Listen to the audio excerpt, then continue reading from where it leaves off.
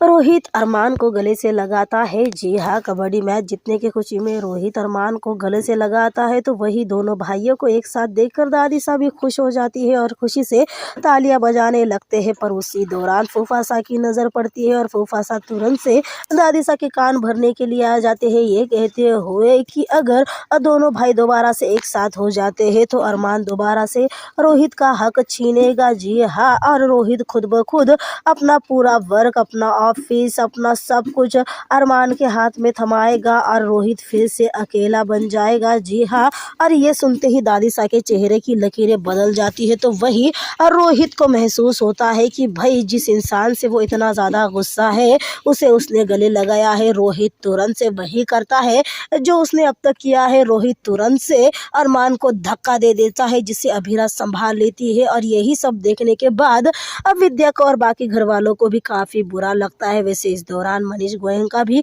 अब वही होते हैं, पर इस बात को ज़्यादा बढ़ावा नहीं देती अभीरा। अभीरा बस रोहित को गुस्से से देखती है और उसके बाद उसकी नज़र जाती है देसी बॉयज़ पर, यानी आर्यन को छेड़ने वाले, आर्यन को पीटने वाले लड़कों पर जो अपनी नाक बचाकर भागने की कोशिश कर रहे होते हैं। पर भाई जहाँ अभीरा हो वहाँ बचा कैसे जा सकता है।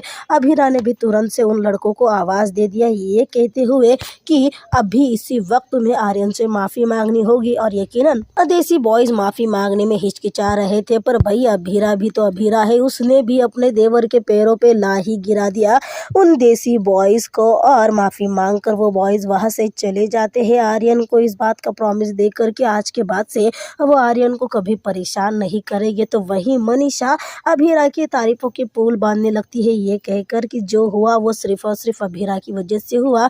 अभीरा ने न सिर्फ आर्यन को बचाया है अपितु उसने पूरे कॉलेज के बच्चों को बचाया है, क्योंकि इन जैसे यानी देसी बॉय जैसे बच्चे काफ़ी बच्चों को परेशान भी करते हैं। तो भाई वाइफी की तारीफ हो और अरमान रिएक्ट ना करे, ऐसा हो ही नहीं सकता। अरमान भी तुरंत से अभीरा को उठा लेता है और झूमने लगता है, जिसे देख रूही को जलन होने लगती है। जी हाँ, रूही को जलन होने लगती है। तो वही नेक्स्ट सीन में हम लोग देख पाते हैं कि किस तरह से क्रिश को सारी सच्चाई बताई जा रही थी, जहाँ पर क्रिश बता रहा होता, आर्यन बता रहा होता है कि किस तरह से कबड्डी का मैच हुआ। तो वही माँ दो पोदार भी सामने आकर अभीरा का शुक्रिया अदा करते हैं और अभीरा की तारीफ करने लगते हैं, जिसके बाद अभीरा कहते हैं मैंने कुछ भी नहीं किया, सबने साथ मिलकर किया। भाई रोहित भी आ जाता है अपनी भाभी की तारीफ करने के लिए, जिसके बाद अभीरा कहती है मैंने इतना भी कुछ नहीं किया है।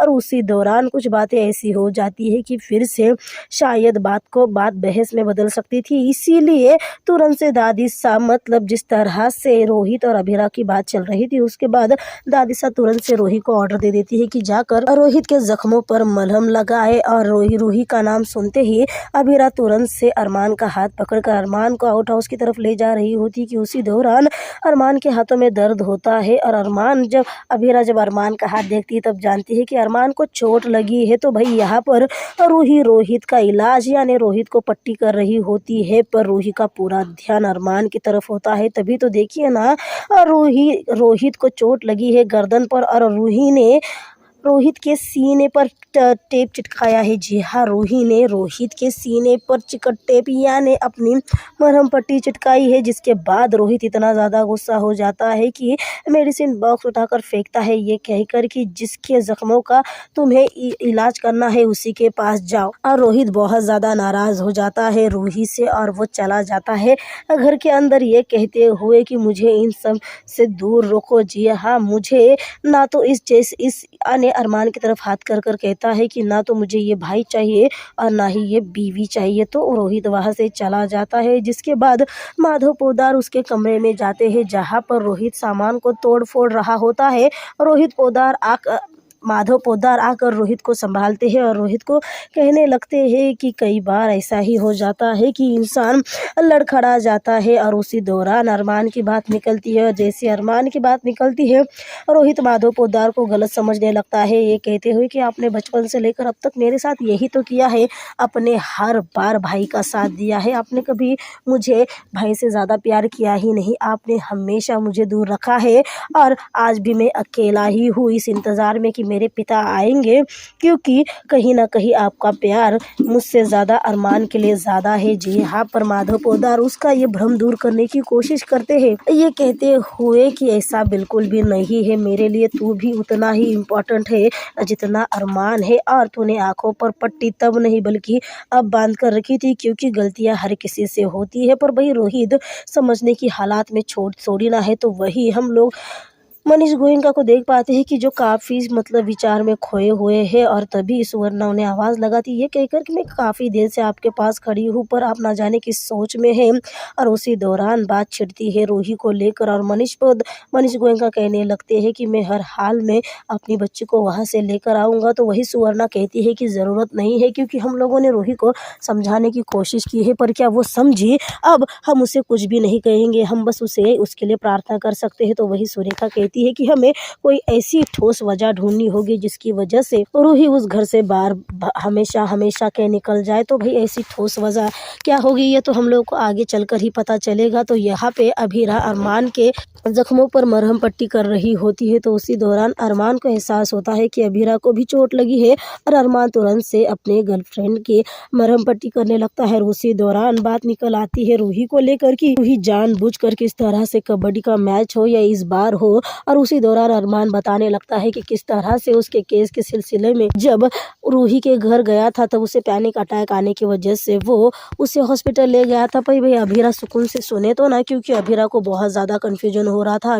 अभीरा बहुत ज़्यादा परेशान हो रही थी, पर अरमान तुरंत से अभीरा की सारी परेशानी दूर करते हुए सच्चाई बताने लगता है कि उसे रूही ने बताया है कि वो अब तक अरमान से मूव ऑन नहीं कर पाई है। तो वही अरमान से अभीरा पूछती है कि तो तुमने क्या कहा, जिस पर अरमान ने कहता है कि मैंने भी कह दिया कि मैं सिर्फ और सिर्फ तुमसे यानी अभीरा से प्यार करता हूँ। तो वही हम लोग रूही को देख पाते हैं जो कमरे में होती है, और उसे अपने ही मन की आवाज़ सुनाई देने लगती है, जो कि अरमान की तरफ उसे बार बार इशारा कर रही होती है, ये कहकर कि अभीरा की शादी के लिए दादी सा कभी भी हाँ नहीं कहेंगी, और वो दोनों कभी भी एक नहीं हो पाएगी। तो किस्मत तुझे दूसरा मौका दे रही है, और रूही को अरमान के पास ही वापस चले जाना चाहिए। तो उसी दौरान मतलब अपने दूसरे मन की बातों से काफ़ी तंग आकर रूही अपना आईना तोड़ देती है। इतना ही नहीं, जब वो खिड़की से बाहर देखती है तब उसे नज़र आते हैं अरमान और अभीरा किस तरह से आराम से बैठे होते हैं, किस तरह से प्यारी प्यारी बातें कर रहे होते हैं, और उनको ऐसा देखकर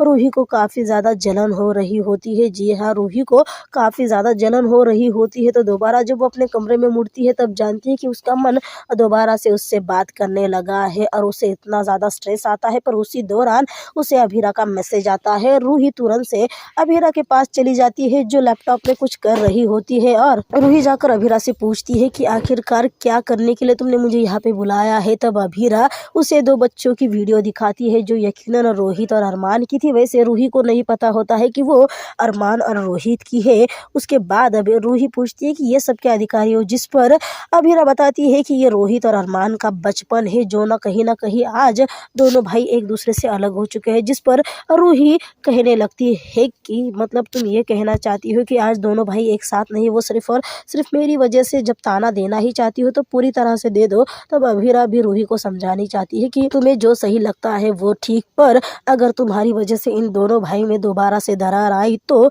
मैं चुप नहीं बैठूंगी। जी हाँ, अभीरा रूही को वार्न करती है कि वो अरमान और रोहित के रिश्ते को और बिगाड़ने की ज़रूरत ना करे। कहीं ना कहीं रूही की वजह से ही अरमान और रोहित में दूरियां आई है। तो वही रूही भी मतलब सीधे मुंह थोड़ी ना बात करेगी भाई वो अभीरा से। तो वही हम अगले प्रोमो में देखने वाले हैं कि किस तरह से मनीष गोयनका सौंपेंगे अभीरा को रूही के डाइवोर्स का केस, जिसे सुनने के बाद पूरे घर वालों को काफ़ी बड़ा झटका लगने वाला है। तो वही अरमान को भी बहुत बड़ा झटका लगने वाला है, क्योंकि इतनी